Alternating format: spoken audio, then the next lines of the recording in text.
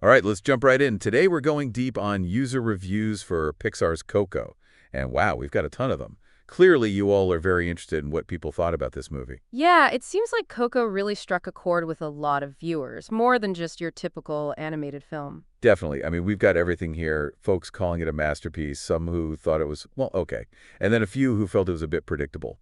So, what's the plan for our deep dive today? Well, I thought it would be fascinating to dig into what exactly people loved or maybe didn't love about Coco and what these reviews tell us about how the film resonated on a personal and cultural level. Sounds good to me. So, where do we even start with all this? There's so much here. Well, one thing that immediately jumps out is the sheer amount of praise for how the film handled Mexican culture and traditions. Yeah, especially surrounding Dia de Muertos, the Day of the Dead. It's not just about the accuracy, but the feeling of respect and love that really shines through.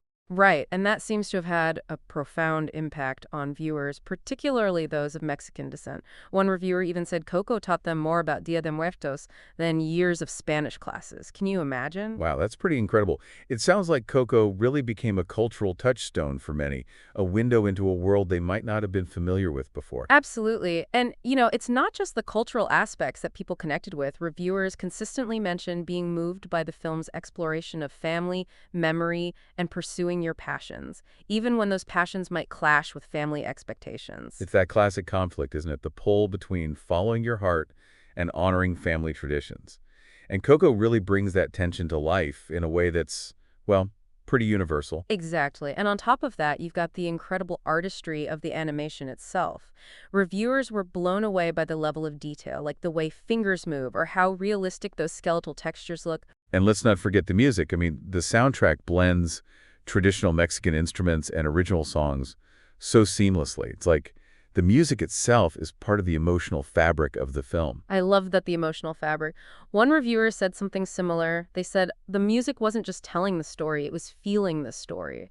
And I think that really captures it. Okay, so we've got cultural impact, emotional depth, stunning visuals, and music that makes you feel things. But it wasn't all sunshine and rainbows, right? There were some dissenting voices in these reviews. Right. Not everyone was completely charmed by Miguel's journey. We see a few reviewers who found the film a tad predictable. Yeah, like they felt they'd seen this story before. And maybe not just from Pixar, but, just the classic hero's journey kind of thing. Yeah, and this is where it gets interesting, right? Because Pixar is known for its formula. Heartwarming family stories, plunky kids, overcoming obstacles. They have a certain style. So the question is it okay to use a tried and true formula if it still works? Or does that make a film less creative, less impactful? That's the debate. And we even have a few reviewers comparing Coco to another animated film, The Book of Life, which also dealt with Day of the Dead traditions. Right, and those comparisons highlight the nuances of tackling culturally specific subject matter. Some viewers felt Coco did a great job, while others felt The Book of Life, which came out a few years earlier, offered a more nuanced and perhaps even more authentic exploration of Mexican culture. It's fascinating, isn't it, how a single film can spark such a range of reactions and interpretations. Definitely. And that's exactly what makes these deep dives so compelling. We're not just talking about a movie, we're talking about how that movie connected with people, both positively and critically. And we've only just scratched the surface. So we've talked about the cultural impact and all the love for Coco.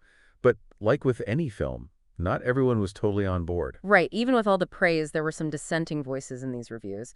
A few viewers felt that Coco, despite all its charm, might be a tad predictable. Like they felt like they'd seen this story before. Maybe not just from Pixar, but just that classic, hero's journey kind of thing. Exactly. And a few reviewers even compared Coco to another animated film, The Book of Life. Which also dealt with Day of the Dead traditions. Yeah, some viewers felt that while Coco was visually stunning, maybe The Book of Life, which came out a few years earlier, offered a more nuanced exploration of Mexican culture.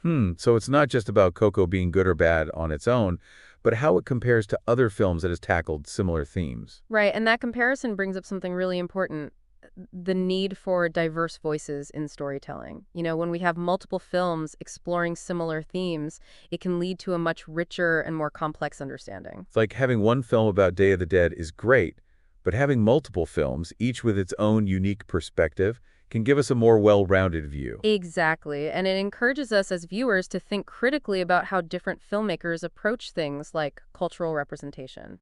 Okay, so we've got these comparisons to other films, but there's another critique I found interesting.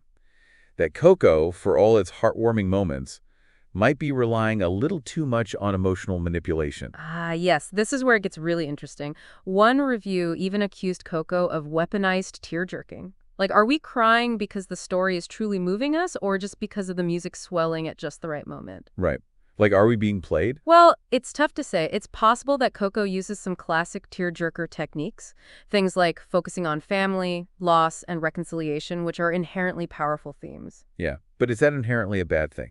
I mean, all storytelling is about evoking emotions. The question is, are those emotions earned, or are they kind of manufactured? Right. Are we feeling things because of genuine character development and plot, or are we just reacting to cues from the filmmakers? It's something to think about. So we've got this complex mix: cultural representation, formulaic storytelling, and the question of emotional manipulation.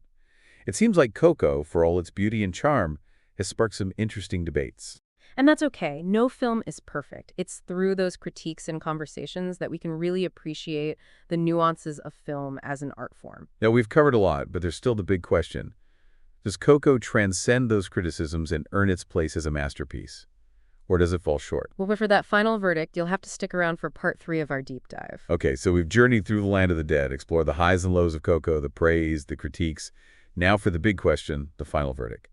Is Coco a masterpiece? You know, after diving deep into all these user reviews, it feels almost impossible to give a simple yes or no answer. Yeah, we've got folks calling it Pixar's best, ranking it with like all-time greats.